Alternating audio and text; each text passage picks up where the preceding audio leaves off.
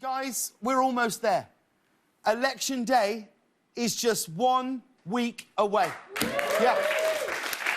1 week or 719 more Trump rallies. However you want to count it, it's a week today. A week today, which means we're only 5 weeks away from knowing who the next president of the United States is. Now, Hagar, I don't know if our viewers know this, you're a brand new citizen to this here country. Yeah, this is your first election. How are you feeling about voting? I voted. You did it? Yeah, it felt amazing. Did it? Yes. So we're good, guys. We're good? I got it, yeah. Hey, Hagar voted in California. I think that's the swing one. I think that's it. That's it. But the news out of the nation's capital, there is a new Associate Justice on the Supreme Court bench today. Senate Republicans confirmed Amy Coney Barrett last night after a highly divided vote. 0 Democrats voted for her. But they did put up a fight. And by fight, I mean they sent some very strongly worded tweets. Judge Barrett was sworn in at the White House last night, which means the guy who owned the Miss Teen USA pageant has now appointed a full 1/3 of the Supreme Court. We're having fun, guys. And old habits die hard. At the very end of the swearing-in ceremony, Trump instinctively placed a crown and sash on her. Yesterday, Donald Trump held a rally in Pennsylvania and he took a moment to mention a key voting bloc. I don't know. He started talking about the Amish. Hard workers, incredible craftsmen. You've done work for me over the years, I'll tell you.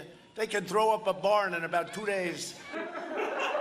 Trump and Anna, they made the best barns, these guys. Pottery Barn, Dress Barn, Barnes and Noble. I see it. It's strange to hear Trump talking about the Amish. The two of them have literally nothing in common besides sleeping in a different bed than their spouse. That's it. But these guys behind Trump, they seem to be loving it. They said they haven't seen something this entertaining since Jedediah got his head stuck in the butter bucket. At another point in that same rally, Trump began reading his favourable poll numbers to the crowd. Have a look. We're leading by 4 points in Florida. You didn't hear that, did you? We're leading by infinity in Utah. Are you? I'll be honest, I've not seen the latest polls. I feel like infinity might be an exaggeration. He's like a child. Like, in Utah, we're leading by infinity, like gajillions of votes, and then Olaf the snowman is going to come to my birthday party. Of course, Trump isn't the only one out on the campaign trail. During a speech in Florida today, President Obama said that Trump is desperate for attention and jealous of COVID's media coverage. To be fair, COVID has gotten some solid media coverage, you know? Who wouldn't want to be linked to Tom Hanks and Idris Elba? Now, often on this show, we mock Donald Trump for going off the rails while speaking, but Obama proved today it can happen to the best of us. And each time they try to repeal it, they say, oh, we've got a great replacement. It's coming. Everybody's a little young here, but you guys remember Popeye? Remember that guy who always needed to borrow some money for a hamburger? He said, don't worry, I'm going to be paying you back sometime soon. That's like Republicans with health care. What?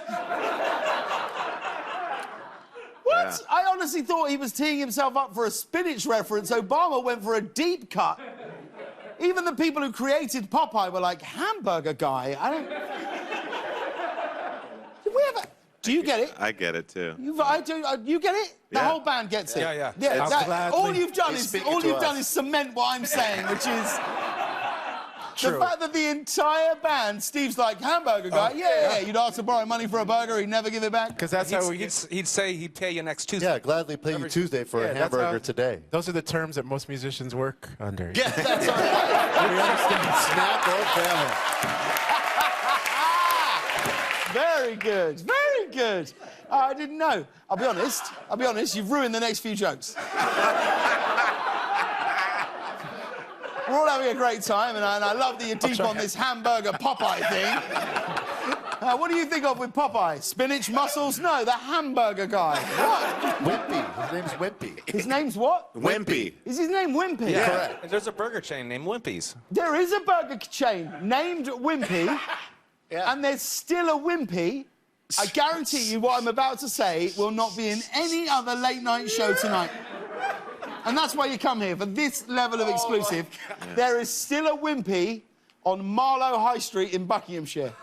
Wow. Thank you, Cece. Thank you for leading the applause. Yeah. Wow. And I tell you why, because Tim Buckridge had his birthday party there, and we couldn't afford to have a birthday party there, and it rankles me to this day.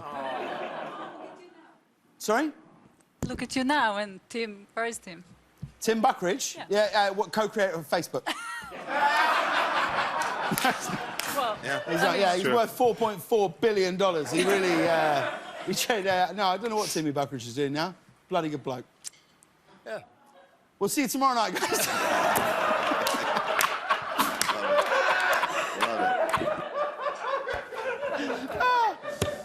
Hey, Steve, what's going on? You look good today.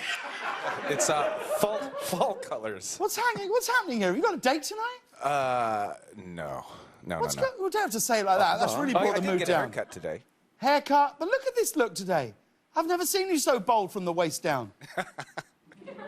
What is this? A mustard pant? Yeah, these colors totally go together. They do. It all works. It all works, and it's compensating for this tracksuit that Tim keeps sticking with.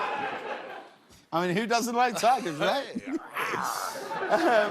Moving on, did you guys see this? On the way home from early voting, a woman in South Carolina stopped at a gas station to purchase a lottery ticket, and she ended up winning $2 million.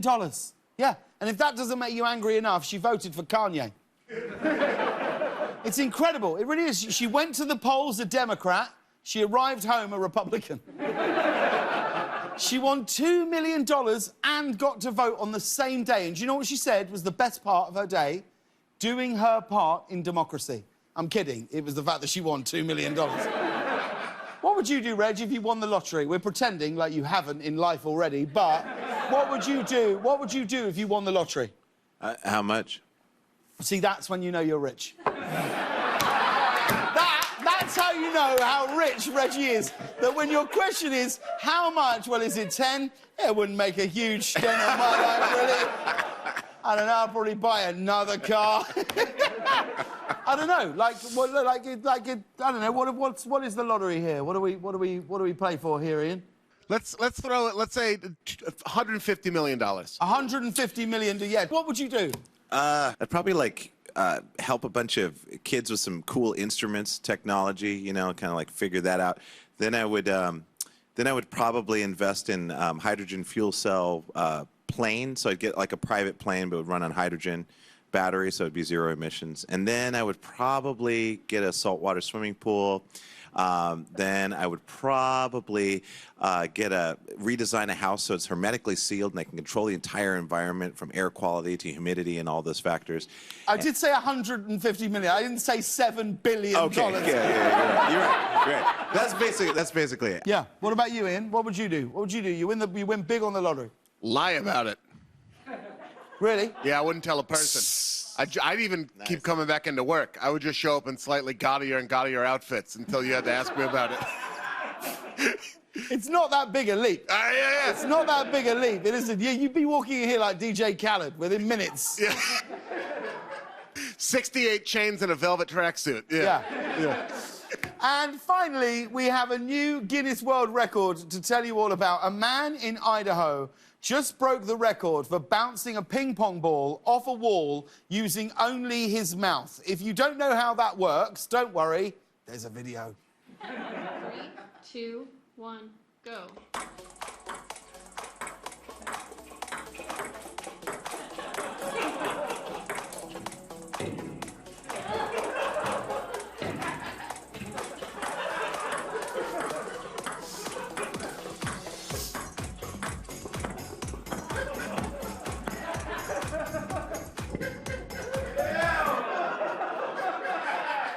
I don't even know if we're allowed to show that on CBS. I just want to say, honestly, we didn't add that music. The porno music was on the video already. I mean, what do you think about that, Reg? I don't know. It makes me feel really uncomfortable. And me, because I don't know. I can't put together the steps on how you get there. I don't understand who's like got a ping pong ball in their mouth and they're like.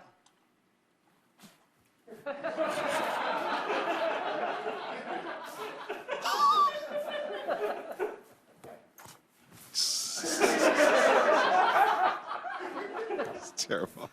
What's the world record for this? Like, Yeah. how is there even an existing record? I don't know. Do you think there's some like crusty old coach who saw him do it? Like, kid, I haven't seen anyone spit a ping pong ball like that since 1983. Yeah. Then he started training him. You know, he had him You like. remind me of Mitch Himmelstein, Yeah. one of the greats. He started by spitting plums. I don't know. There's something about that video that leaves a bad taste in my mouth. But he did. He broke the record. He got the record, though he almost choked.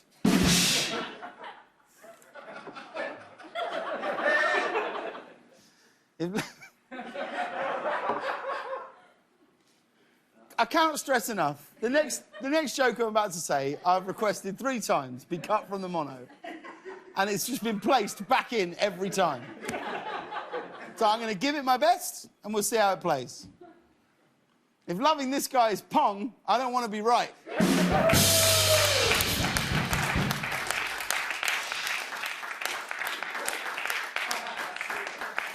Gotta hand it to him, though.